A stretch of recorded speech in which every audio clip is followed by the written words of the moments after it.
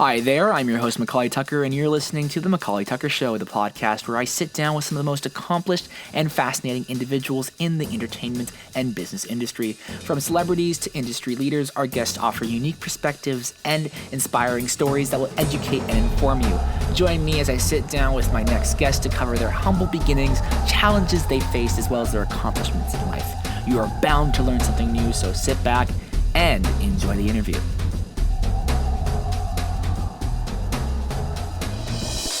Hey everybody, thank you so much for listening to another episode. Today we have a very special guest, my good friend Ty Jones.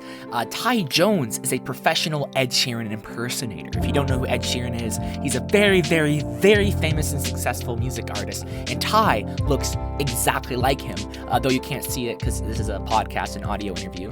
And so yeah, today we're just going to be talking to Ty about what it's like living the life looking exactly like Ed Sheeran and the challenges that he's faced and also the benefits that has come of this. Enjoy the interview. When did you first notice that you reminded people of Ed Sheeran, and what led to you gradually, being interested in becoming an impersonator? Like, what's the story behind what you're doing now? So basically, it started when I was in school, like the end of high school, and there was a show in England called SBTV where up and coming rappers or musicians or underground stuff. Before someone gets big, they end up on this platform SBTV, and all my mates had seen Ed Sheeran on it, and I just happened to dress like him, have similar hair, longish hair, and then obviously look like him as well. So my mate, even people that knew me, thought I had this secret Hannah Montana life where I'm living like a normal sort of life, and then I'm playing guitar claiming I'm Ed Sheeran. But even people in the school thought that I was Ed, and no, I'm not, it's a load of rubbish that but when they showed me a picture of him, I was like, does that actually look like me? It's not even just a bit of, oh, he looks sort of like me. It was like, Did you mentioned that you played the guitar and you did this kind of thing. Did you know of Ed Sheeran before this? Was there any knowledge of him? Were you just kind of doing your own thing, doing your own thing when you noticed this? Yeah, I was just literally doing my own thing, and I've only been playing guitar. I've been doing lookalike work for about 11 years now. But I've been playing guitar only for the past 2 because I'm left-handed, and I never really got round to getting a guitar or anything. So every guitar that come through my hands was right-handed. So I was playing it like Jimi Hendrix, and how can I play this chord? And so I just left it. I thought, you know what, thought nothing of it. And then when I started taking it up more full time and getting a bit more serious, that's when I thought you need a suited guitar so you can actually learn and stuff. My sister's actually left-handed, and so it's interesting to hear the problems you've dealt with, like when you wanted to pursue the guitar, try guitar, you weren't able to. But has it been the practice? Has it been helpful? Have you been able to master guitar at all? I definitely wouldn't say master, but I know a few riffs that would sound like his songs, if that makes sense, and a bit of singing. So say if I do a personalized video for someone, I'll just sing the first 10-20 seconds of a song, and then just put that up there just to give them the impression that, oh, we can play guitar and sing or what have you. But I only know that first 20 seconds. Anything after that, I may as well be hitting it with an hammer and it make a better noise. Was it challenging for you when you decide to pursue a career as an Ed Sheeran lookalike? Like, how did you go of making this a profession? And was this something that initially you weren't really interested in making a profession? Or did you just say, you know what, let's just try it out? Yeah, it was a bit of both, really, all the way through. So from school, the whole transition of my life, I had just people saying it and stuff going around the internet, not really seeing a penny from it then. And then when I was in college and I first signed up to a lookalike agency, because people had told me, but I didn't know, it sounds weird, but in school, I only thought that you did well in school and then you'd end up working in a shop or something. I didn't know that there was all these jobs out there or anything. Which it sounds stupid, but that's just I was living my life at the time. And then as I got more and more into it, I signed up to an agency, and then as I'd signed up to them, they were filming a show over here called Lookalikes, a TV show. And then I thought, well, I've made it. I don't even need to do college route. But then it turns out they're only paying £50 a day. And you was only getting about 5 or 6 days of filming a year out of it. So it was clearly no money to get by on. So I was having jobs as well on, on the side and that, as well as college. And then I got a job at a bingo hall. And then I just tried different angles, poked in different areas to see where I could make it like a full-time thing, or like, cause I've been in global news or like partied in LA and then literally just gone back to the bingo hall the next day and then worked like a normal life. Like so it was just like a bit of a mix and match sort of thing until it just fell into place. And it must be challenging because you mentioned, you're going all these different places, and you mentioned the bingo hall, and you mentioned just traveling to like LA, and hopefully you were able to stay at peace during all this stuff, because this must have been like really crazy for you. And I know one interesting thing is you have actually met Ed Sheeran. You've actually met Ed Sheeran back in, I think, 2011, around there. And then also again in a Zoom interview. And like, what was it like? And did he express any thoughts on your resemblance? And what was this moment like for you? Yeah, but it was crazy because the reason why I met him was because of a viral photograph that went around the internet, and everyone, even in America, my friends would be sending me like recordings of him talking in radio stations about this image. That I don't know how PG you want to keep it, but someone did a bit of a rude pose, shall we say? You could probably find the picture online. When I was at an illegal rave when I was younger, and everyone thought it was Ed. So he was going around the internet, and then he was getting interviews saying, "Oh, please explain this picture and all that." And he's like, "It's not me, it's not me." And he'd be freaking out and stuff until he finally broke and went on Twitter and went, "If anyone knows who this guy is, please reach out to me." And then I ended up meeting him, not knowing that he's like literally the same height as well. So seeing him face to face was like really, really weird, like almost like looking in a mirror, but the mirror acts differently. It was a bit like, how do I explain it? Like, it was a bit, it throws you off track a bit. You're like surreal. That's the right word. Yeah. Thanks.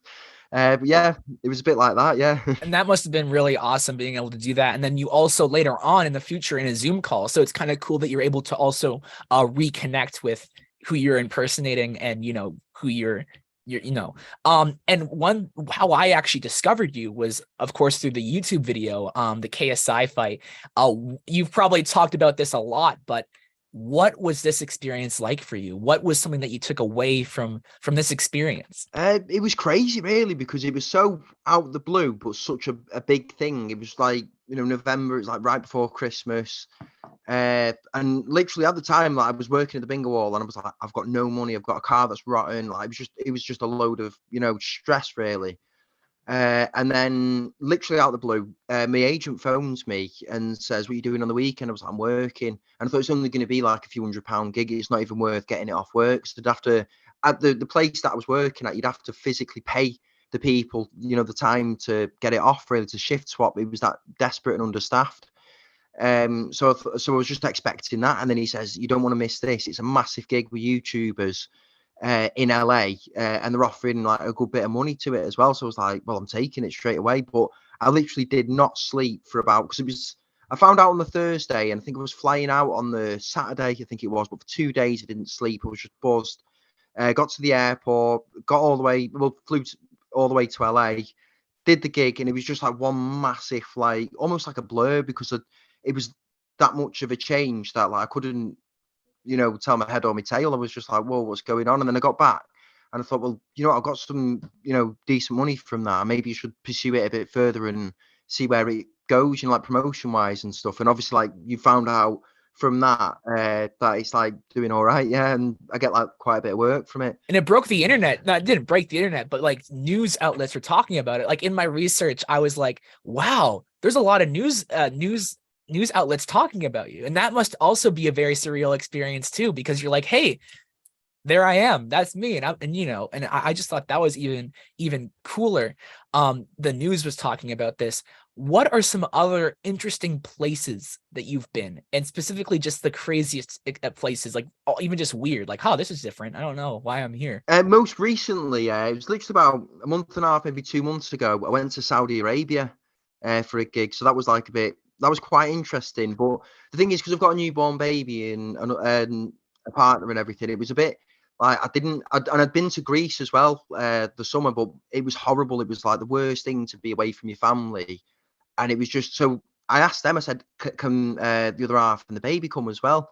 And he confirmed it. So we literally flew our newborn baby to, Saudi Arabia, literally the desert, red hot. And then I did a gig there for a marketing event for a couple of days.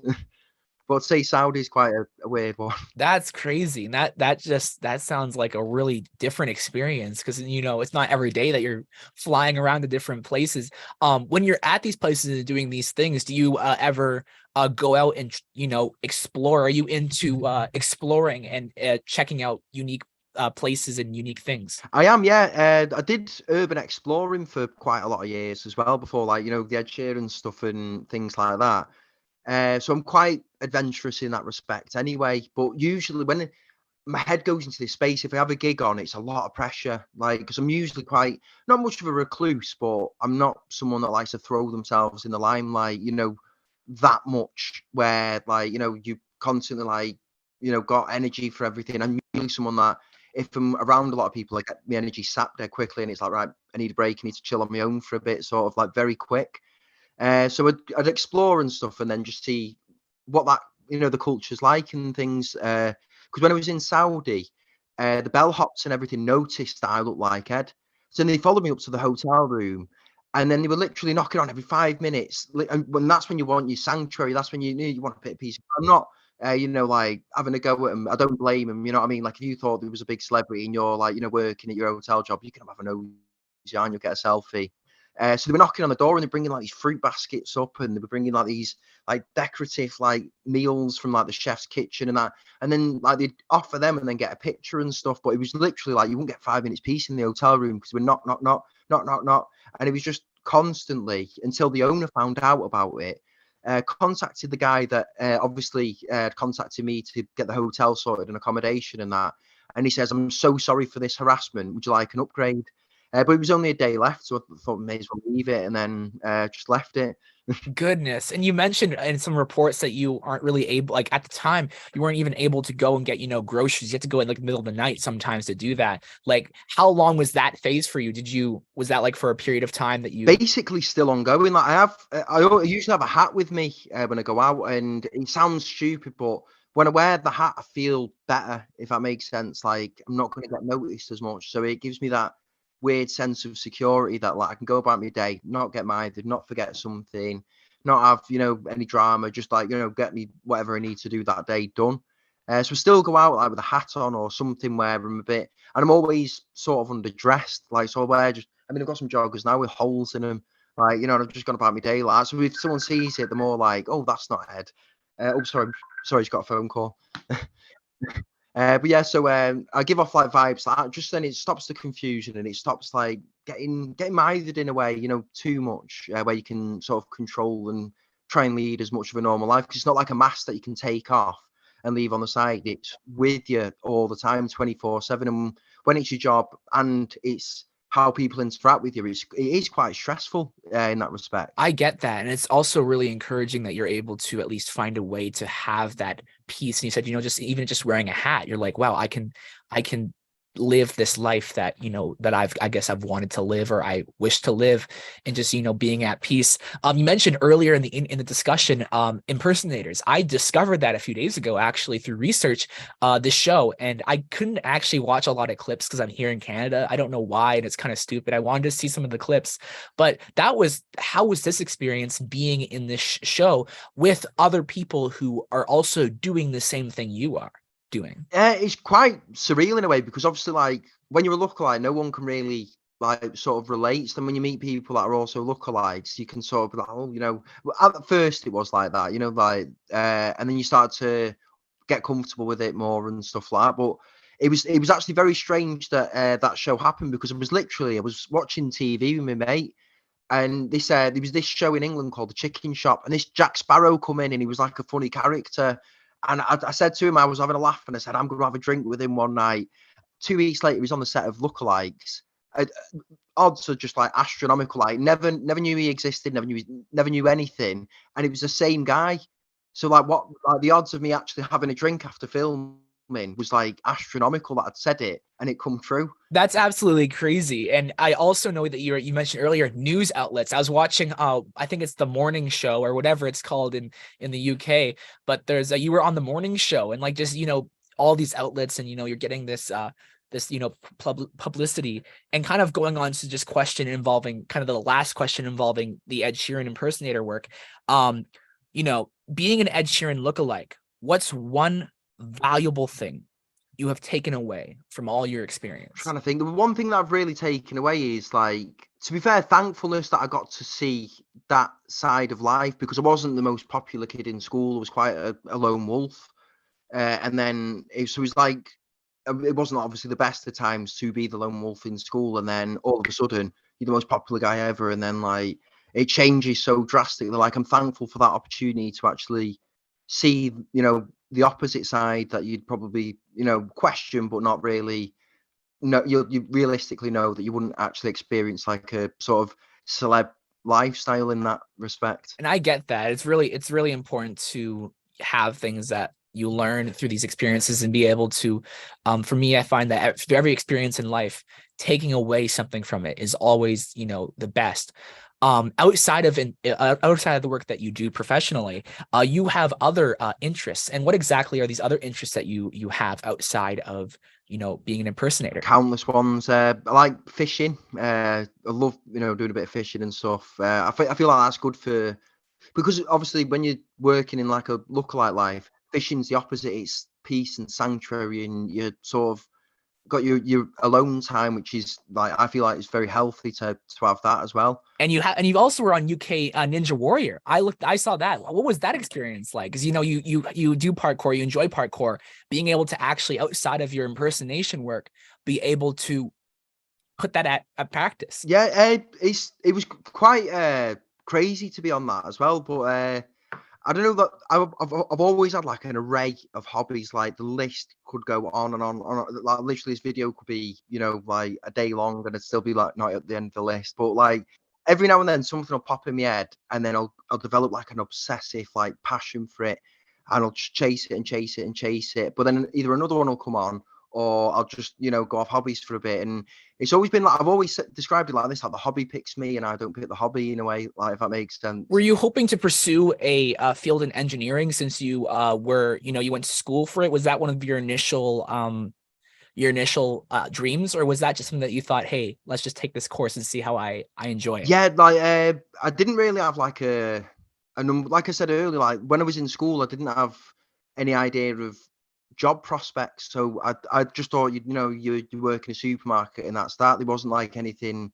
I didn't understand like different jobs, like skilled jobs like engineering and stuff like that.